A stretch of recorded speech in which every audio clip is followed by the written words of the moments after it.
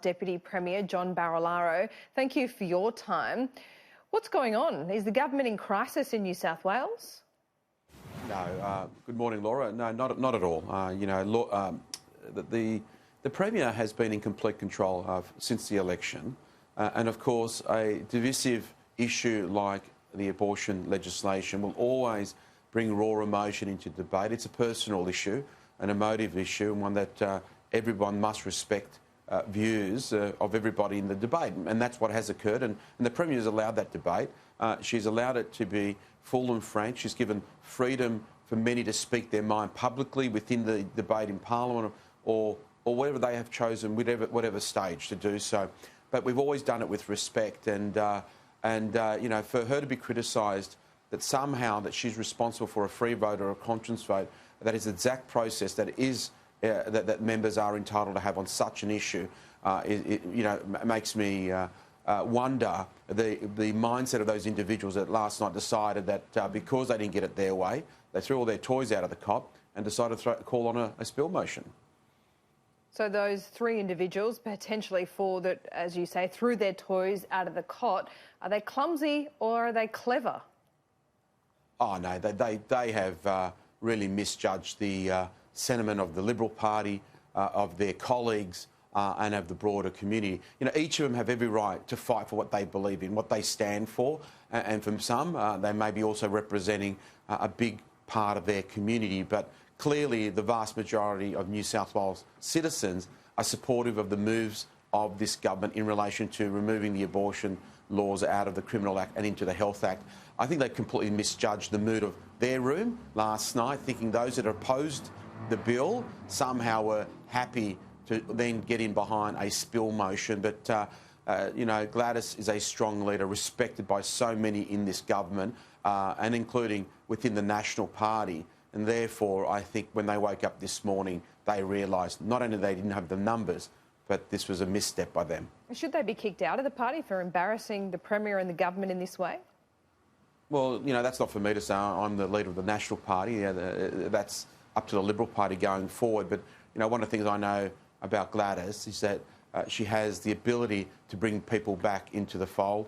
She absolutely respects their views. She will respect anybody's opinion.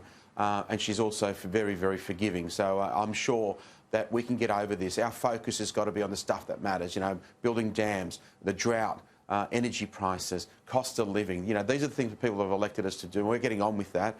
We're not losing sight of that. And, only last week the Premier and I were, visiting those regions that were damaged by fire. So let's get over today.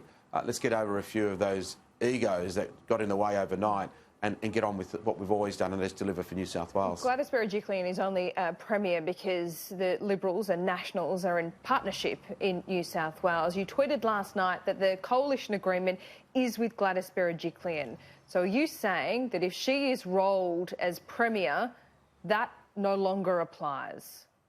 Well, absolutely. Gladys and I were the leadership team that went to the election and we won that election, and we have earned the right to lead our parties during this term of government.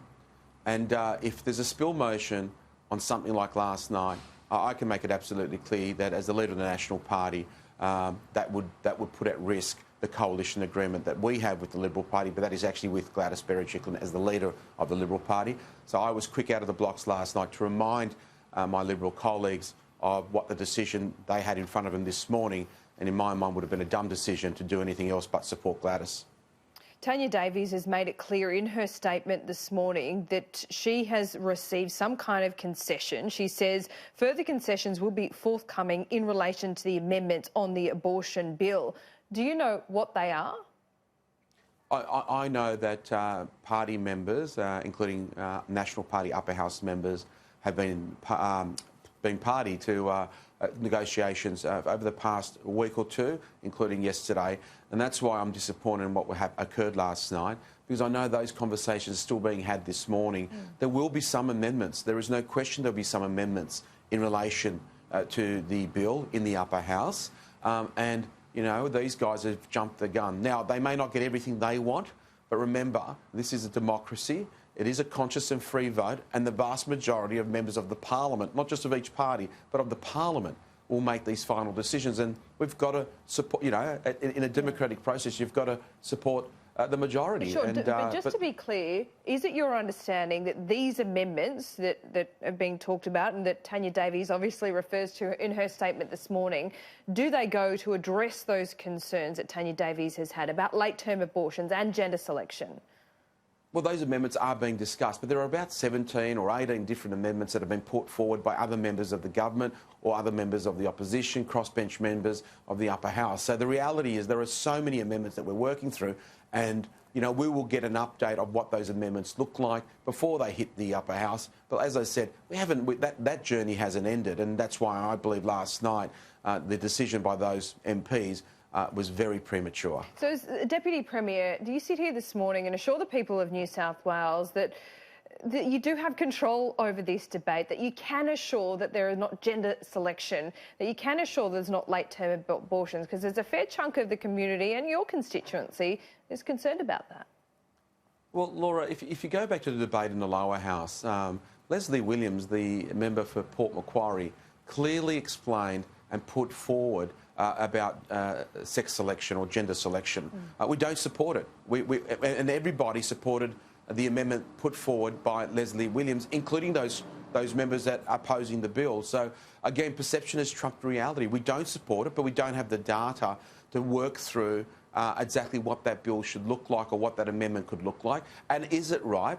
Possibly that amendment should not be within this particular legislation. It could be possible that that amendment should actually be dealt with in the Criminal Act. If someone's made a decision about gender selection to make a decision around abortion, maybe that it should be treated within the Criminal Act. So we made it clear that we'll spend the next 12 months looking to the data to find a way forward. So we've been very, very strong. The Premier, Leslie Williams, and members have voted for it. So I think that's been a perception issue rather than a reality issue.